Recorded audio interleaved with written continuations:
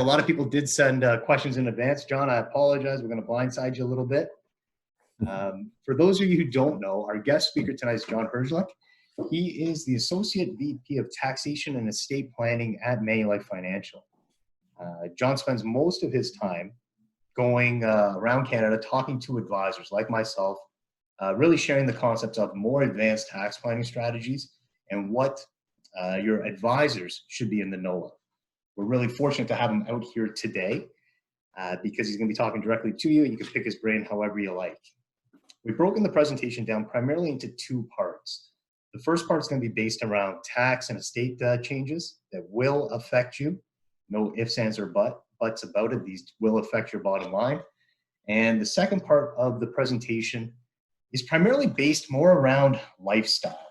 What we've been seeing, what I've been seeing, is that with COVID ideally coming to an end, although I've said that before, people are really re-looking at what does work mean to them and how much work is too much. So more and more of clients are looking to retire earlier.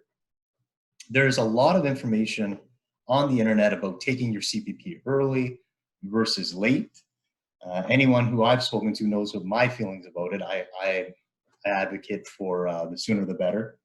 But we're going to hear it from John about what his thoughts are. We'll be talking about old age security, how it gets clawed back, the things to really avoid, and basically just some general information about some new tax initiatives, tax credits that you can take advantage of. So John, I'll turn it over to you. I'm going to mute myself, turn my camera off. I'm going to pop in here and there and just drill you with a couple of questions as you're going through your presentation. Not to derail it, but to really just make sure we get all these questions that were sent in advance addressed for everyone. Take it away. Okay, thanks very much, Michael. Great introduction, really. A little bit nervous about these questions, but that's okay. I'm a pretty good on-the-spot thinker, so hopefully I'm able to address everyone's questions that may relate to the topics tonight. But I'm sharing my screen quickly here, as I do have a few slides to help us lead us through tonight's discussion. And yeah, absolutely, Michael, pipe in whenever you think is timely to either add your 2 cents or ask a question. Like having presentations that kind of have a little bit of a two-way communication. So that being said, what we're going to do now is, go through the presentation. Michael already set the stage. We are going to effectively speak about 4 different topics tonight, and we're going to hop right in to the first topic matter. And really, I'm going to quickly run through for everyone on the line what to look out for in 2022, perhaps, as it relates to the federal election that happened back in September when Liberals regained their minority government.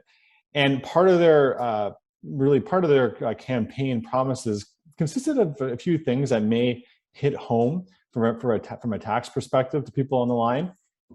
And I just want to highlight these, and I'll reiterate this, that none of these things, except for maybe a couple, are actually law at this point. They're promises that may be coming down the chute in 2022. And really, they had 3 things that affect home buying. We all know real estate prices, if they weren't expensive before, they are probably beyond comprehension now to a certain degree. So the Liberals sort of recognize that, and they're trying to introduce some measures that help, first-time home buyers with the purchase of their first home. To be honest, given the dollar figures we're dealing with versus the actual price of a home, especially in, say, the GTA, I'm not quite sure how much these measures may or may not help, but very important for them, very important to be aware of them regardless. So the first thing, I guess, is the biggest thing, might be the perhaps introduction of something called an RHSP, a Registered Home Savings Account, that may come into effect in July 2022. And what this is going to be is effectively a way for first-time home buyers under the age of 40 to save for a first-time home through this registered account. And really, it's going to work kind of as a hybrid, as an RRSP and a TFSA. But the limit in terms of contribution is only up to $40,000 apparently. So again, we're not talking huge dollars, but it may help towards again, a down payment. And it has to be utilized before this individual turns 40. So as for younger people, But the way it works, similar to an RRSP, you make a contribution to the RHSP, you get a tax deduction for it. Then you get tax deferred growth in the sheltered environment. But the beauty of it is that then when it's time to make that first time home purchase, you can withdraw the amount tax-free.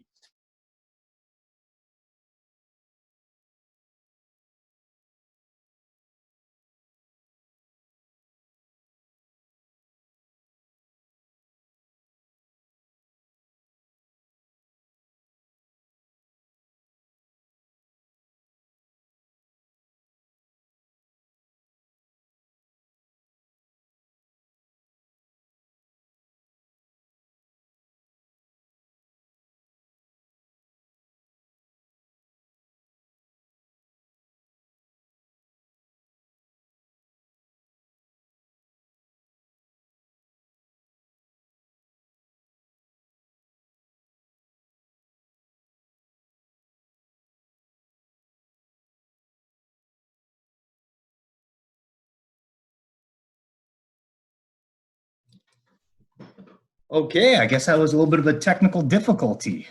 Give me one moment, and yeah, it looks like John got disconnected. All right, I will step in for a second. Welcome to the Matrix. Thanks, Majid. Okay, so one thing that John didn't have in his presentation that I think you guys will actually really like, this year, as of December, coming into the 2022 tax year, there is going to be an Ontario staycation tax credit. What the staycation tax credit is 20% for an individual on $1,000 of any sort of accommodations that you've taken a vacation inside of Canada. It's $2,000 per family. 20% is a tax credit, meaning you don't get a refund. It's a tax reduction. In order to claim this tax credit, you're going to have a receipt, which you file with your tax return in 2022, so next year, a couple months from now. And it has to be a registered business, meaning you have to have had paid HST on that money. So that is one thing that I know that John didn't have in the presentation. Two other things, while we're just talking about the lifestyle behind the taxes. There's two big changes to to Ontario rules. The first one, and this all talks about Majid, it's staycation. So it's I just got told that it came out, they heard it was a tax vacation. This is a staycation tax credit. So anywhere in Canada that you stay, hold on to your receipt because you will get 20% back on the first $1,000 if you're an individual, or $2,000 as a couple or a family. So that'd be $400 in tax savings for a family. Only one person can claim it on the family side, and it has to be a registered business, meaning you had to pay tax on it. No, there's no length of stay. Basically, if you spent the next question was, is there a specific length of stay? This could be a cottage vacation. It could be a hotel. It could be any expense that you are basically infusing into the Canadian economy. So any room and board. As we talk more and more about the lifestyle behind the new lifestyle we've all been seeing, the lockdowns, the work-life balance, the working remotely, the amount of time we're all spending on our computers. What you should be aware of is if you're working with an employer that employs more than 25 individuals, that employer by law now has to register and put in writing employees' rights. So we heard about this. It started off in one, I believe, the Scandinavian countries earlier last year, where employers were not allowed to contact employees outside of regular business hours. This now has to actually be written and illustrated for employees to know what your rights are when working. Another big announcement is that Ontario has actually banned non-compete regulations inside of your employment contracts. So as more and more people are looking towards retirement and thinking, maybe I don't want to fully retire, maybe I want to go out on my own, work part-time, become self-employed. And a lot of positions in the past in your employment, it would have said there is a non-compete and you are not allowed to work in that industry or work with those clients. Now, it doesn't mean that you can go out, work with your employer, go out, steal their clients, and work on your own. That's not what it means. It just means that you are not restricted to not working in that field. So you can become a competitor. You cannot solicit clients. There are still rules around that, but it is a big move and definitely something that shows some initiatives that the liberal minority have taken to try to balance out this this ability for people to earn, but not necessarily working all day, every day, working remotely, just staring at their computers and then not being able to change their livelihood or change their employment status. So the non-compete banning is actually the first in North America. So it's a pretty sizable news. All right. So Hey, Mike. there we are. So, Yes, you're back. right on. Well, John's back. Yep. So just having some technical issues, like you said. I'm going to share the screen now, and we should probably just get back right where we left off. Excellent. Thank you.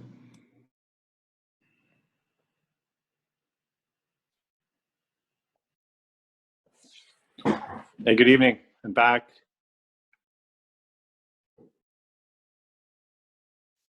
Yeah, Mike, I think if you could just right-click my name and make me able to share, I can do that.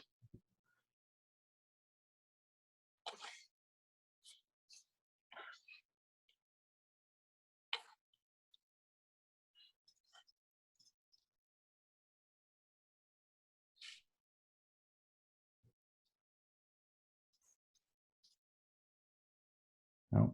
Oh, sorry. I was muted. I was talking. I was muted. John, I made you the host instead of co-host. If you can just switch that back to co-host, and I'll add Anthony. Or yeah, or John, if you can make me a host then. Okay. How would I do that on my phone? I wonder. Technical. All right. Give me 1 second. I've got it. Yes.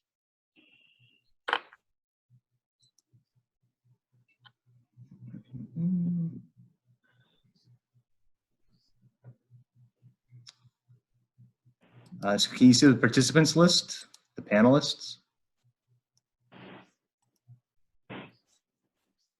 Just exit.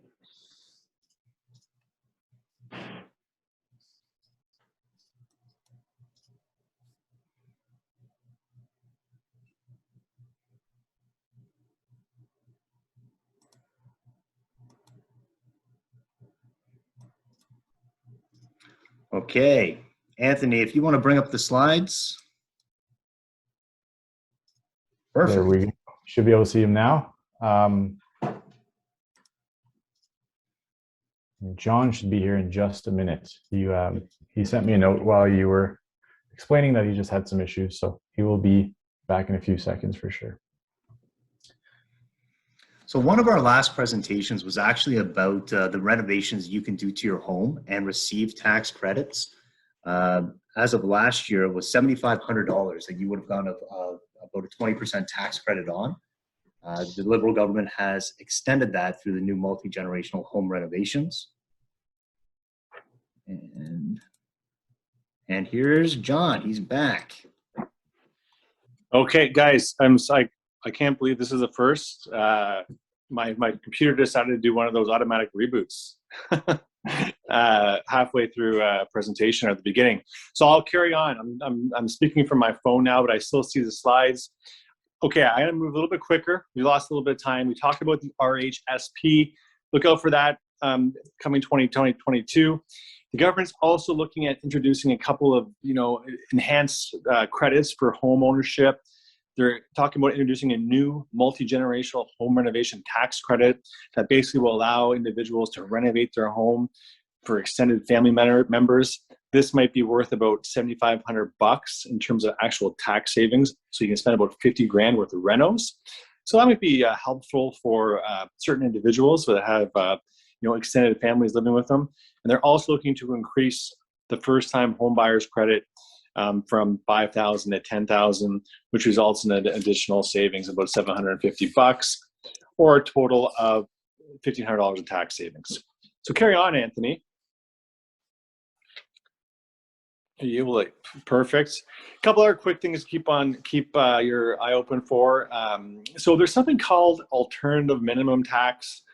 You work with accountants likely perhaps and may prepare your tax returns. They would be familiar with this, but this AMT is something that could affect high income individuals in any given year, depending on their tax position.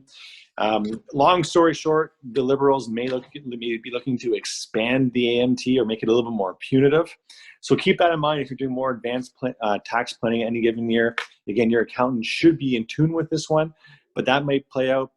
And for those of you who've been working from home from 2020, 2021, and into 2022, the government is allowing a simplified method to allow individuals to deduct a relatively modest amount of home office expenses, $500 worth in 2021 and also into 2022. They said this is going to fly. That could relate in a little bit of tax savings on a go forward. So look out for that one. Anthony, carrying on to the next slide. A couple quick other ones. So rewinding the clock back to the 2021 budget, the Feds, Justin Trudeau and company had some other tricks up their sleeves.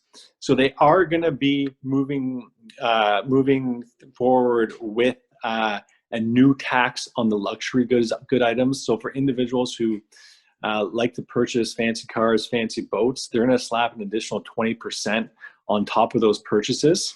So keep an eye on that one. I believe the threshold is $100,000 for cars and $250,000 for boats. They may be looking for additional tax. That is apparently going to be going through. They're also going to look to increase OAS for Canadian 75 plus, so a little bit more cash for the elderly folks, and also increase or enhance something called the Canada's Worker Benefit, which really is more targeted towards lower income individuals. So that's going to fly by the looks of it. One very important item as part of the Liberal campaign is that they were actually silent on the manner of the capital gains inclusion rate, which is often a topic of discussion.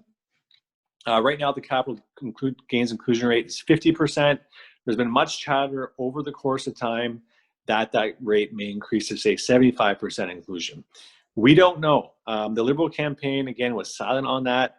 I would like to make the point that the NDPs, as part of their platform or promises, if they were elected, they were going to increase the capital gains inclusion rate. So we shall see. For example, if the NDPs or Liberals ever formed a coalition, maybe that would lean towards more of this actually happening or not. That being said, regardless of the fact that the Liberals were silent on this matter, we'll see what happens in the 2022 budget. Obviously, this is something that could be low-hanging fruit in terms of capturing tax dollars. That is increasing the capital gains inclusion rate. Guys, although I'm in the tax world, I don't have a crystal ball. So our team doesn't know one way or the other if it's going to happen. It's definitely a possibility, however.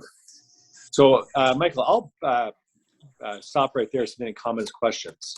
Yeah, I got a couple quick questions. One of the biggest concerns, and I get asked this all the time, is, Mike, if they increase the capital gains rate, should we just sell our non-registered, trigger our taxes today, and pay that reducer, the 50% inclusion rate? The answer there is that anytime they do the budget, they do it retroactive on these things as of January 1st. So it's better just to hope for the best and not trigger all your taxes in anticipation that they may change the rules. So when they come out in April with their budget for 2022, it will be backdated to January 1st. So there's and it is big news. This affects not just non-registered accounts. This would be any rental property, cottages. It's a significant change. On that point, John, and this is more on the rumor mill than anything else, there has been grumblings about the principal residence tax exemption.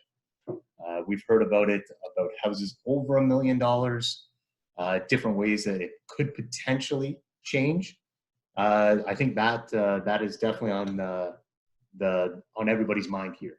Your thoughts on it? Yeah, to be honest, I think that would be a deal breaker for the Liberals in terms of policy.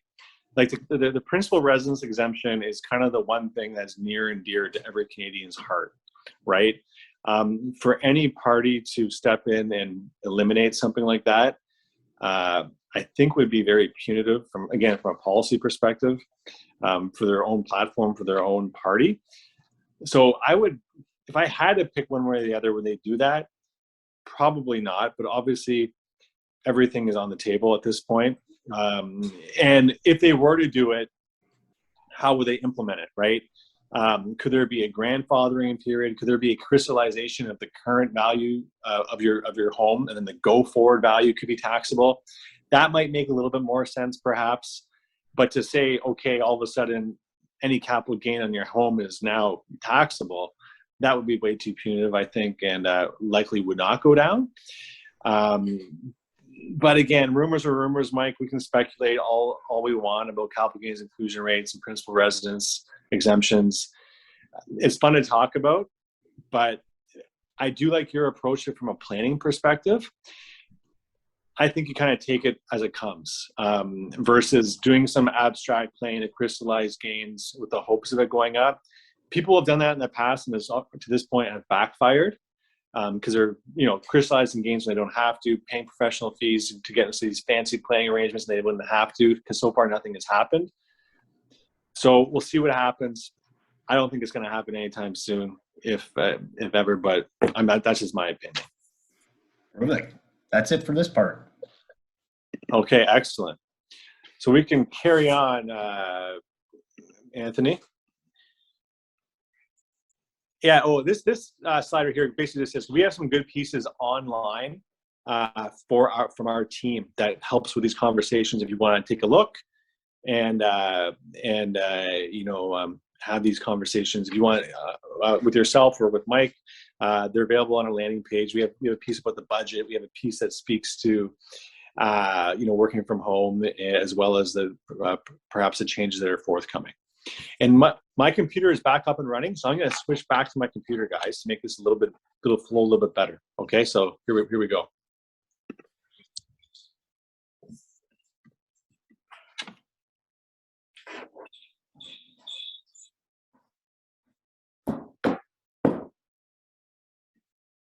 Hey, Anthony?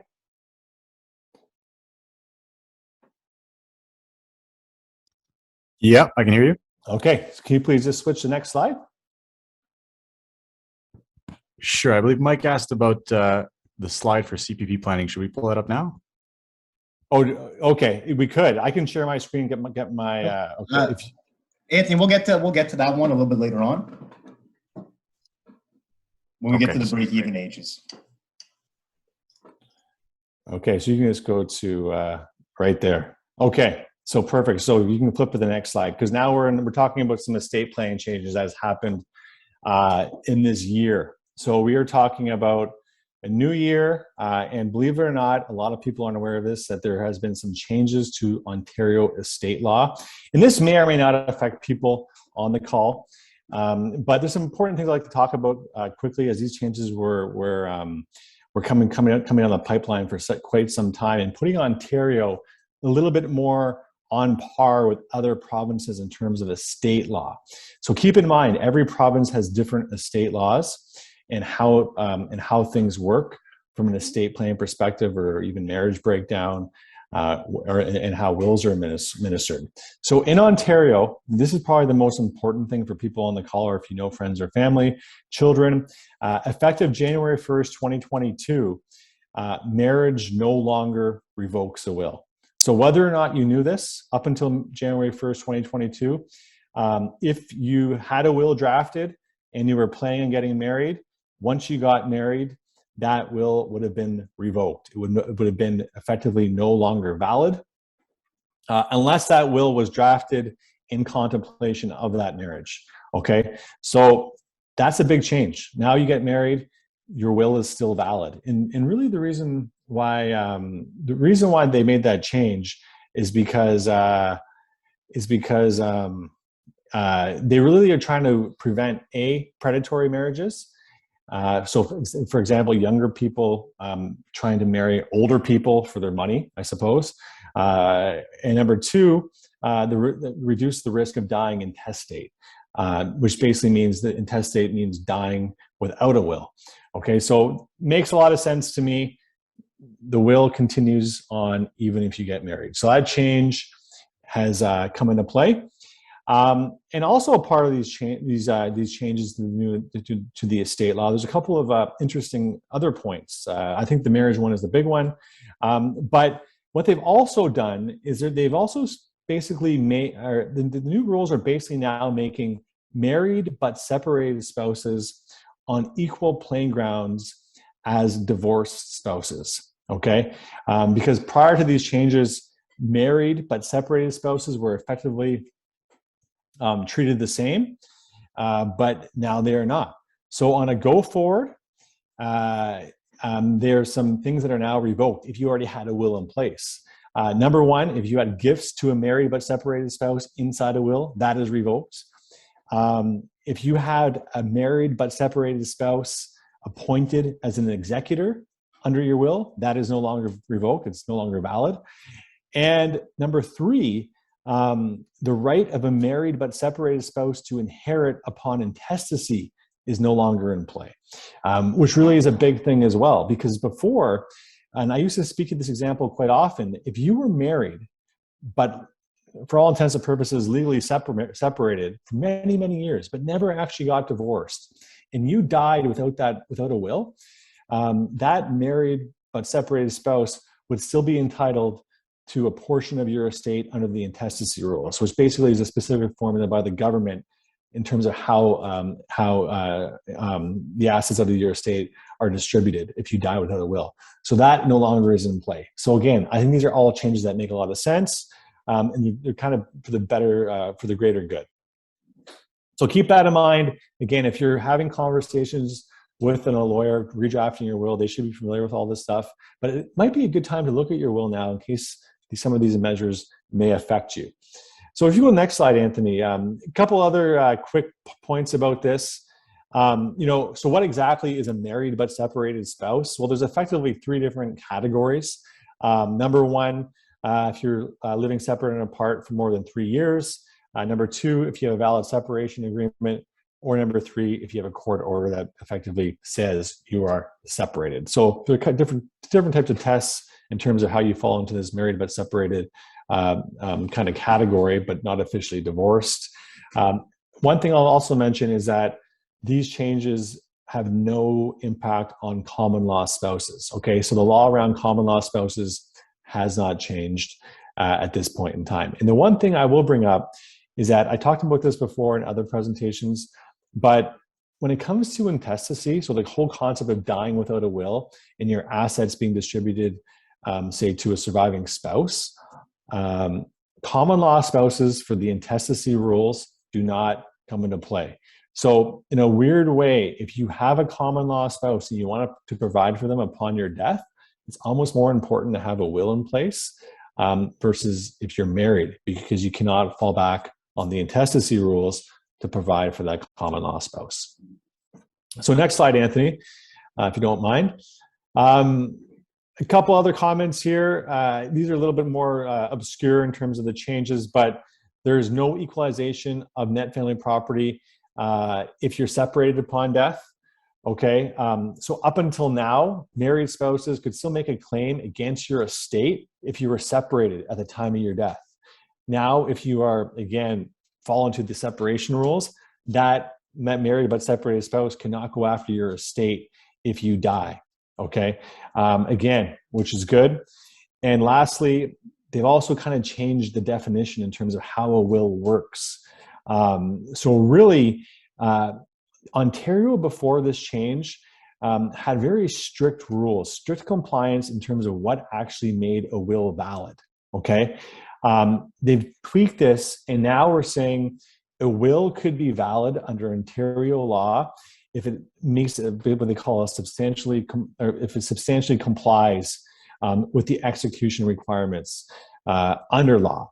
So not necessarily every single I and every single T has to be crossed or dotted. Obviously, it should be. But if there's a couple small things that may not be absolutely perfect, a judge could still find an Ontario will valid. Again, this kind of makes a lot of sense.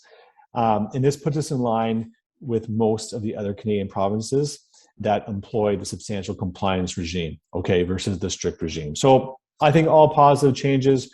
We're moving forward in a positive direction with Ontario state law, and we are no longer kind of operating in the in prior decades when these laws were first introduced.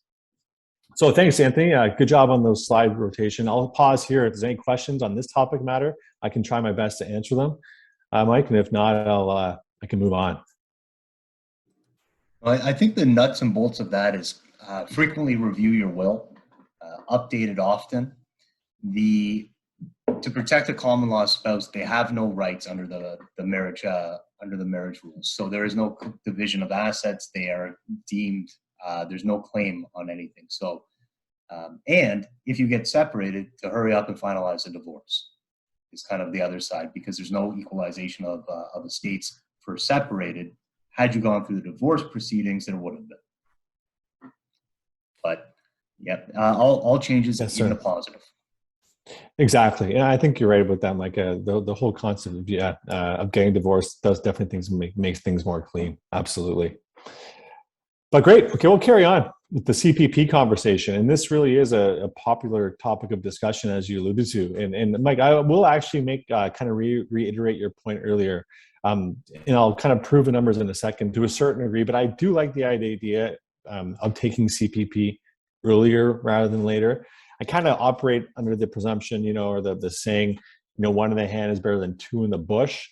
But there are still many things to consider in the whole grand scheme of things. So a couple of quick points about CPP, if you want to skip to the next slide. I'm going to talk about a couple, again, we're often asked the question, when should we take it? We can take it as early as age 60 or wait until 65 or as late as age 70. Again, there's many factors to consider. If you want to go to the next slide, I'm just going to talk about a couple of high-level points.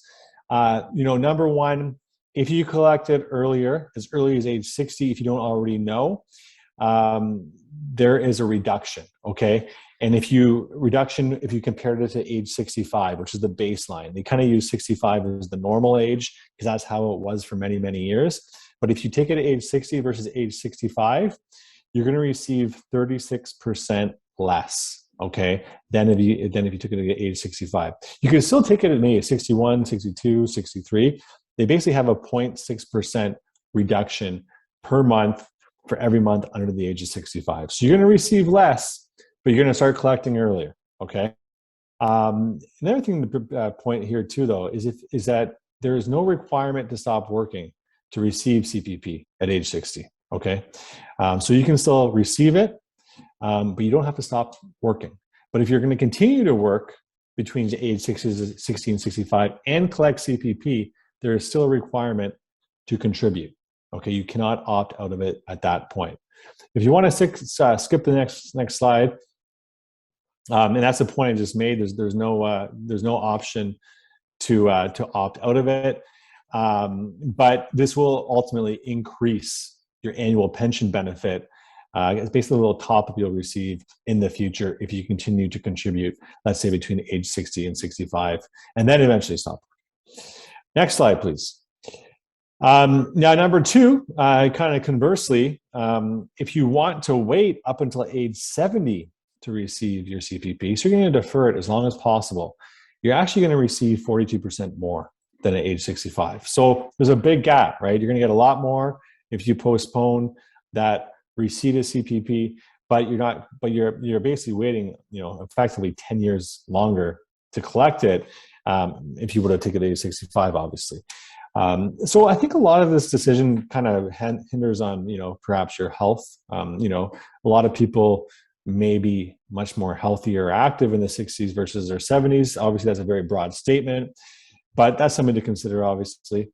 The one thing I will mention, though, if you do continue to work between age 65 and 70, you're automatically subject to CPP contributions as part of your employment, because a lot of people do now work, into their, late 60s. Why not? People are healthy, live a long time, need the money, or maybe perhaps, if they're not fully ready to retire, so they can continue to work.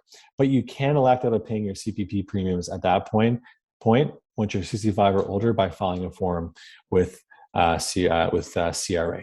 Okay, so you can elect out of it. Next slide, please. So obviously, if you are turning 60, you basically want to know, what makes sense for you. Take it now or take it later. Okay. So if you go to the next slide, Anthony, I think I have a couple of points that speak to that. But I do like showing this slide first. And these are the 2022 CPP amounts. Okay. So let's assume you maxed out your CPP contributions over the course of your working years, and you're now ready to collect CPP at either age 60, 65, or 70. And you can kind of see the difference in terms of how much you're going to receive, right? The bolded numbers that we're focusing on there. So the baseline of about $15,000 a year is how much you receive if you wait to age 65, as an example. Age 60, you're going to receive 36% less, which is about $9,600. And then age 70 is 21 grand a year, actually, which is, seems, quite substantial in terms of how much, the differences are there. But obviously there's going to be a break-even number to consider. But I like showing that picture in terms of how much the differences are to kind of contextualize for individuals who've actually maxed out over the course of time. So if you go to the next slide, there are things to consider, right? So when it comes to early retirement or talking about when you should take CPP, there's kind of 5 boxes you may want to check. Well, number one, have you stopped working? If you stopped working, generally it makes sense to take your CPP. So if you're fully retired at age 60, probably makes sense. Number one, there's probably a higher chance you want or need the money. And number two, if you stopped working, there's something called a zero earnings during your contributory period, which actually might reduce your overall benefit if you defer it. So that's something to keep in mind as well. So obviously consider your working situation. Are you receiving a survivor's benefit? So this is important as well, because a lot of people, as they approach 60 or 65, perhaps their spouse have already passed away. So you may be receiving a survivor's benefit from your deceased spouse. But a lot of people are kind of shocked to find out the most one can receive at any given year is the maximum CPP you would receive as an individual. So there's no double dipping. So let's just say you're receiving a nice survivor's benefit right now, and now you're ready to retire and collect your CPP, and you've maxed out your CPP, that's all you're gonna get. The survivor benefit isn't like a top up and continues on, okay? So the point here is if you're receiving a survivor's benefit, you're likely better off to take your CPP early because you're not going to be able to double dip in the future anyhow. So it's something to consider there. Your marriage status, if you're single, it might make sense to take CPP earlier because there's nothing to leave behind. Health is a huge thing, right? What's your life expectancy like? If you think you're going to live a long, long time, well, maybe it makes a lot of sense to defer, right? If you're going to, think you're going to pass away early because you have health issues or a history of family health issues, obviously it might make sense to take it earlier. Not one size fits all, but all factors to consider. Now, the next slide, Anthony, kind of sums it up in terms of break even. And this is kind of where the rubber hits the road. I like showing this slide. And this really is, the classic conversation. Should I take it at age 60 versus 65, or maybe even 61 versus 65? And where is the break even? How long do I have to live for to at least get my money back? And I'm going to assume no one is going to take it beyond age 65 defer CPP beyond age 65 because it's such a low percentage of the population that does that, although it can be done. But as you can see here, age 60 versus age 65, the break-even age is about age 74. At age 74, you've gotten your money back, okay? That being said, really the conclusion is if you think you have a strong likelihood to live beyond age 78, then you have a better case to be made to postpone your CPP to age 65 or even later, based on how the break even works. And this is simply dollar for dollar. This doesn't take these numbers really don't take in consideration inflation or taking money you don't need to reinvest. It's basically taking every dollar out and spending it. Okay, dollar for dollar, not really taking consider inflation. Is assuming steady numbers. But again, all good conversations. Something Mike can probably help you with if you're in that ballpark. Again, I think health is a huge thing to consider. A lot of people in my conversations, so when it comes to retirement, tend to do a lot in their 60s, early 70s.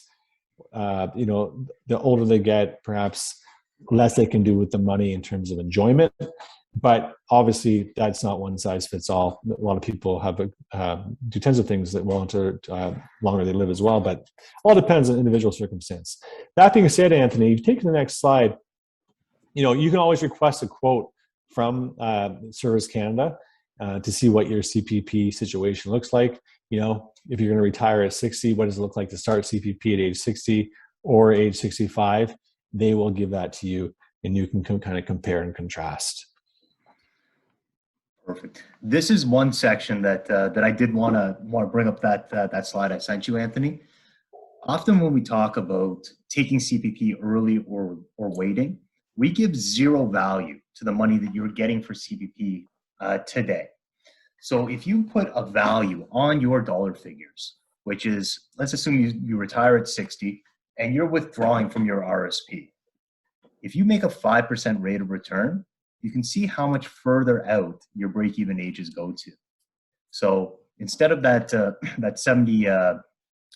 74 years old, you're closer to 80. From 60 to 70, your break-even age is 85 years old. Deferring past 65, if you give that money that you're receiving from CPP today a dollar percentage value, a 5% rate of return, your break-even age is in your mid-90s. The reason so few people take or defer CPP past 65 is that it is not in your best interest. Making it to 94 to break even is not good odds. So typically, even if you're working at 65, my recommendation, if we're planning in a vacuum and this is the only thing we're going on, I would say take your CPP now and roll it directly in your RSP, because now you are getting the money into your hands of your family, hands of your estate, and realistically, it's a losing exercise. This is the same type of information that plays true for old age security. The only difference is that old age security is clawed back if you have a higher income. And John will be talking about that next, I believe. Yeah, absolutely. These are great slides, Mike. Thanks for sharing. And just to reiterate this point about the reinvestment and what have you, I believe the Society of Actuaries did an in-depth, like 40 to 50 page analysis about CPP break-evens and when does it make sense to take it. And I think their conclusion as well was the earlier the better, based on a variety of factors. I never went through the study in detail. It's available online. But yeah, great information. So yeah, we will kind of wrap up in a few minutes here. I'm also going to have some last takes on OAS planning. And really, this is classic retirement planning, in terms of minimizing reportable income, minimizing tax, and also minimizing OAS clawback if you happen to fall into that zone.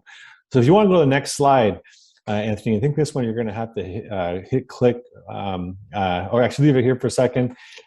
When it comes to OAS planning, okay, old age security, really tax planning in general, line 234, 00 of your tax return is key, okay?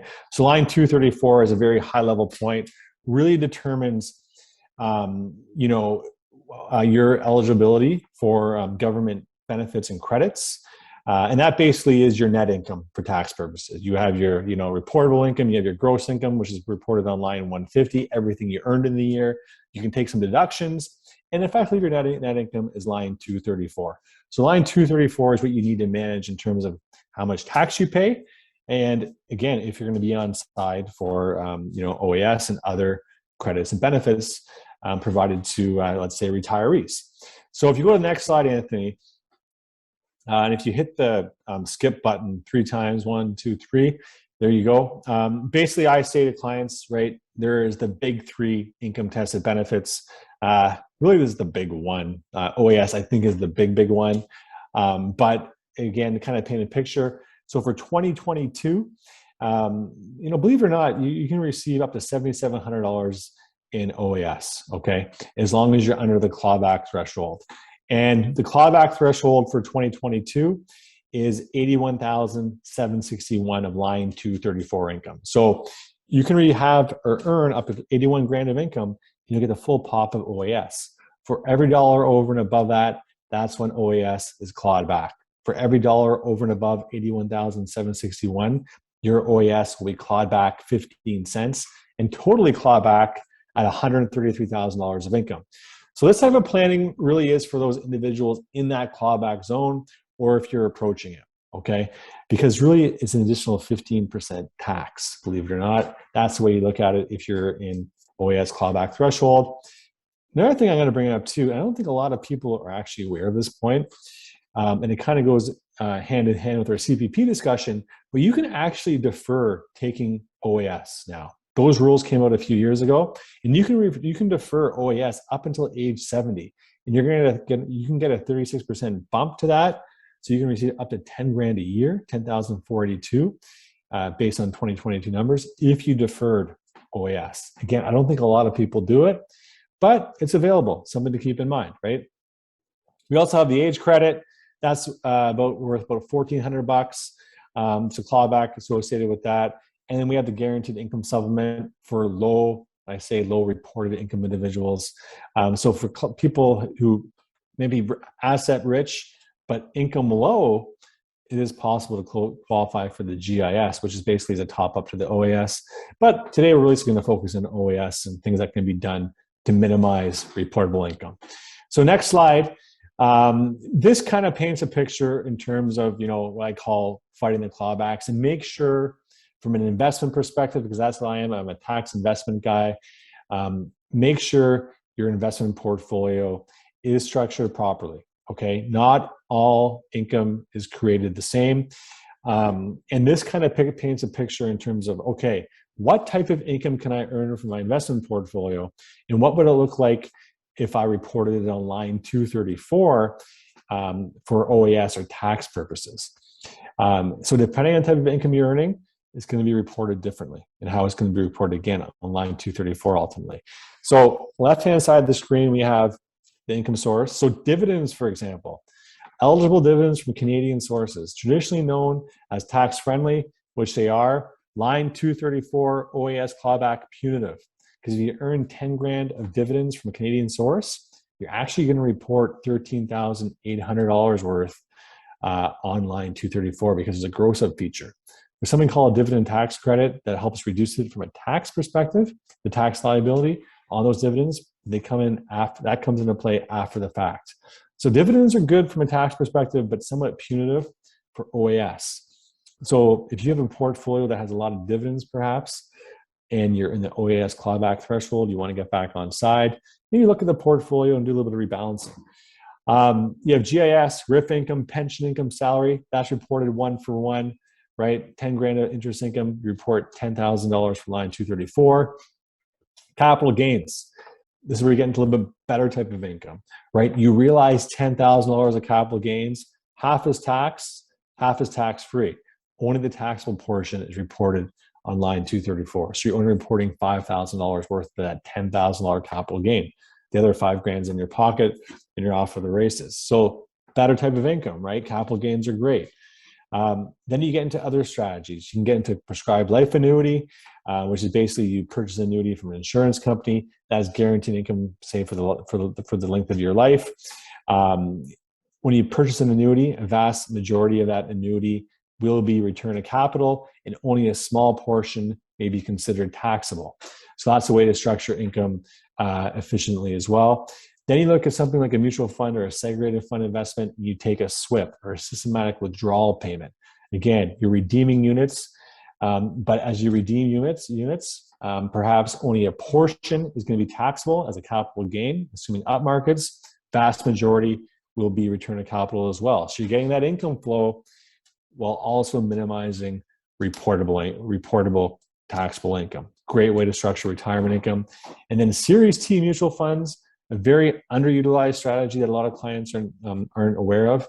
They're very similar to a SWIP, but a Series T mutual fund, you have the same underlying investment, but if you want to have a cash flow, the entire cash flow is return of capital, and you're slowly kind of depleting the investment from your actual cost base, while perhaps still maintaining the value, assuming, of course, markets continue to rise. So it's a great way to structure income, getting pocket in your hands, getting money in your hands. Well, basically, you're back-ending the tax liability to a future date, and you're not actually going to report anything, okay?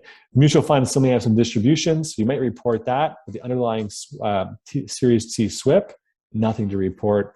Beautiful way to, again, get a cash flow, not report any line 234 income, and not have to pay any tax. And lastly, tax-free savings account, excellent way to obviously accumulate assets, tax-free growth, and tax-free withdrawals.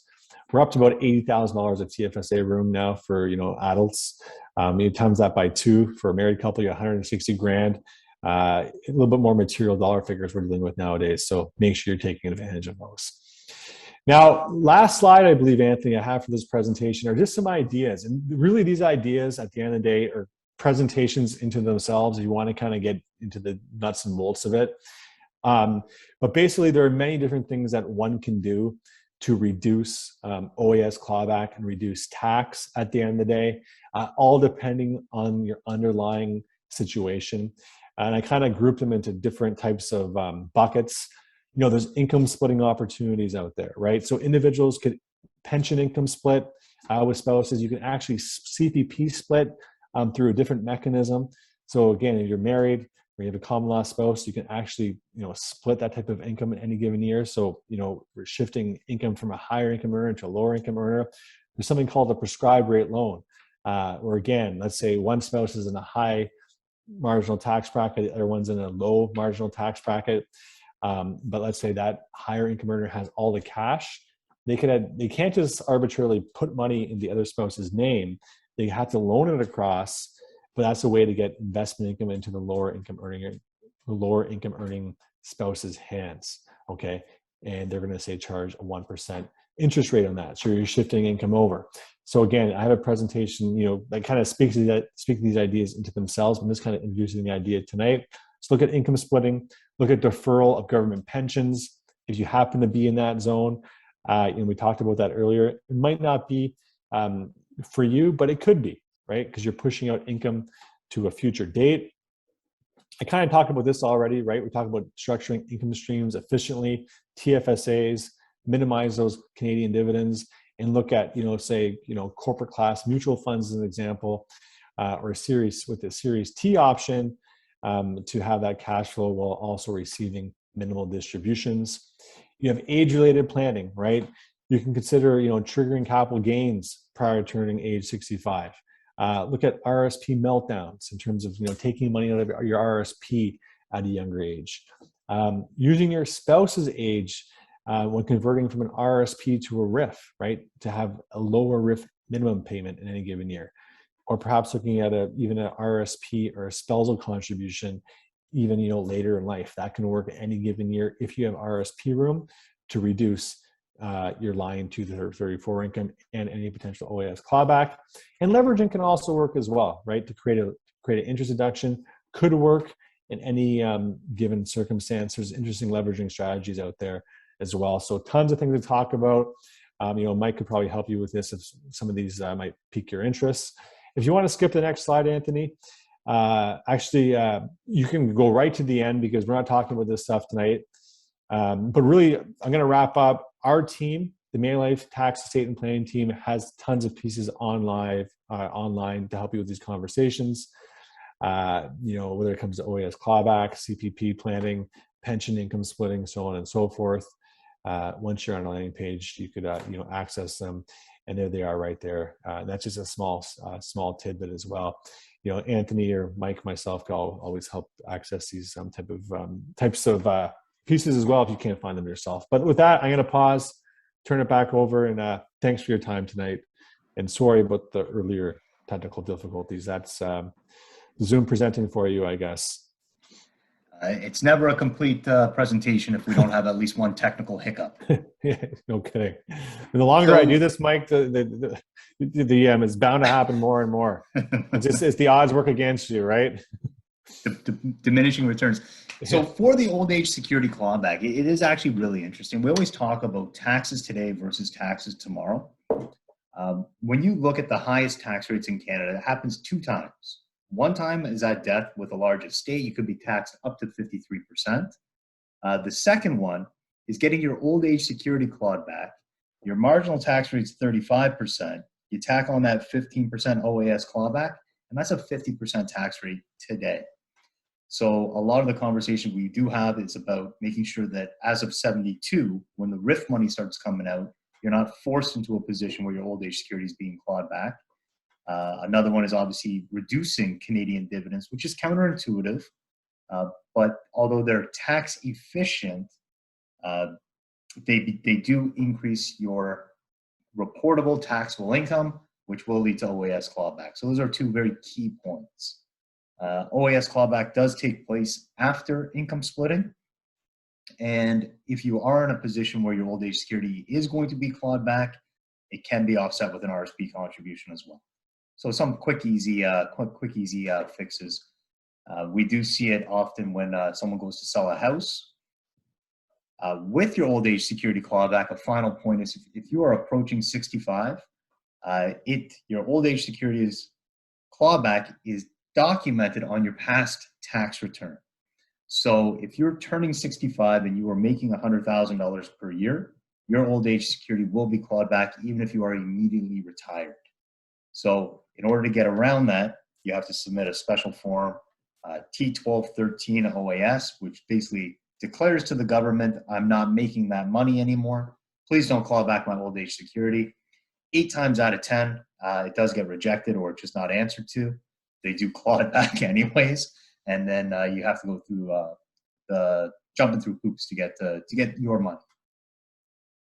So if you have any questions, either write them down in the chat section or raise your hand as an attendee, and I'll let you speak out directly to John, and you can pick his brain as much as you like. If there's no questions and you're hungry and you want to get to dinner, we can do that as well.